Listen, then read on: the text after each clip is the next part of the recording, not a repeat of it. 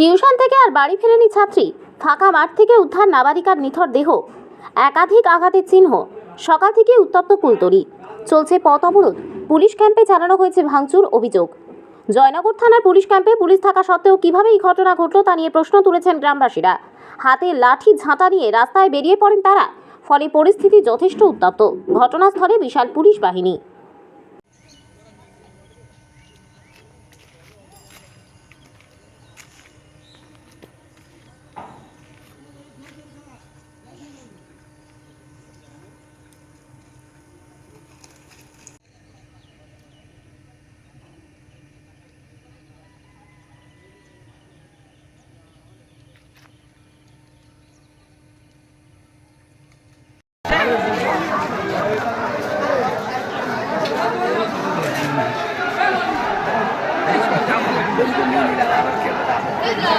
Camera করুন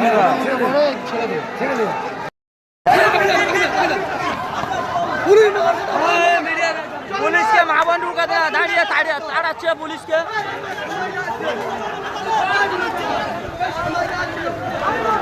সাধারণ মানুষ, বাংলার মা বোন জেগেছে, পুলিশকে প্রশাসন কোনো স্টেপ নিচ্ছে না।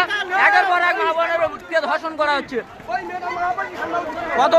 কত মায়ের কোল খালি হয়ে যাচ্ছে। আজ আমরা জানতে পারলাম কুলতলি বিধানসভার কুন্দখালী গোদাবরা অঞ্চলের কৃপাখালী গ্রামে ঘটনা। গতকাল সকালে এক চতুর্থ শ্রেণীর ছাত্রী তার বাবার সাথে আর স্কুলে গেছিল, কিন্তু স্কুল থেকে ফেরার পথে সে একা বাড়ি ফিরছিল আর বিকাল থেকে সে নিখোঁজ। রাত্রে পরিবার সহ আর বাড়ির লোকজন ক্যাম্পে গেছিল, মুন্সিপালিটি ক্যাম্পে, পুলিশ ক্যাম্প, কিন্তু তারা কোনো গুরুত্ব দেয়নি। আজ ভোরে তার থেতলানো মুখ সহ মৃত অবস্থায় পাওয়া যায় বাড়ির কাছাকাছি।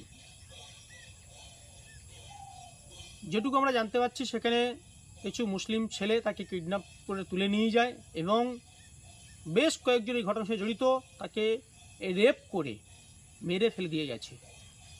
পুলিশ একজনকে অ্যারেস্ট করেছে, কিন্তু সেটা কতটা ঠিক আমরা বুঝতে পারছি না। কিন্তু এই রাজ্যে এই ঘটনা কত দিন কিভাবে চলতে পারে? এই রাজ্যে একটা মহিলা মুখ্যমন্ত্রী, আর সেই রাজ্যে দিনের পর দিন এই ঘটনা, এর বন্ধ হবে কবে? এর শেষ কবে আমরা জানতে চাই।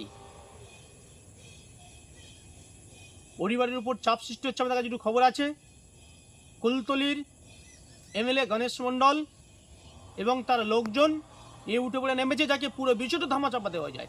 পুলিশ মানুষেরও প্রতিবাদী, মানুষ যারা প্রকৃতির বিচার চাইছে তাদের উপরে অত্যাচার, লাঠিচার্জ চালাচ্ছে। তো খবর আমাদের কাছে আছে।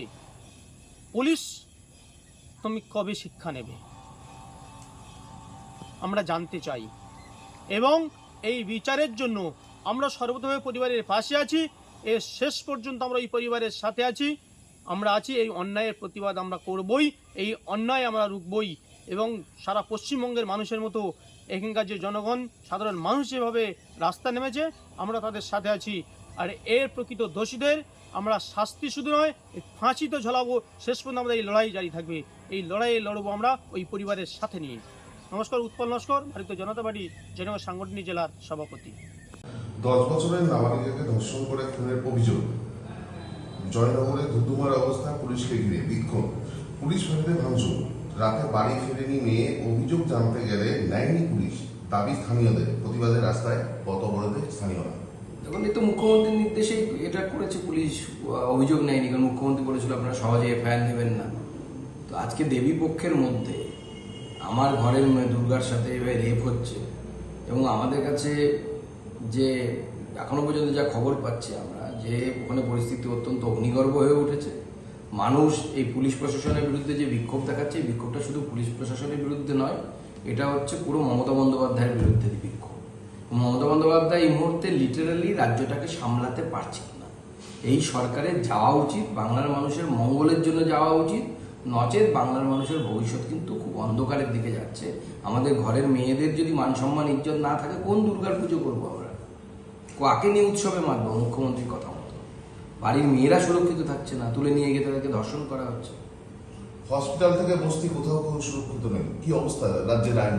গোটা বাংলাটাই অসুরক্ষিত, কারণ মাননীয় মুখ্যমন্ত্রী হচ্ছে এই গুন্ডা, বদমাস, মাতাল এবং রেপিস্ট তাদের মুখ্যমন্ত্রী, সাধারণ মানুষের মুখ্যমন্ত্রী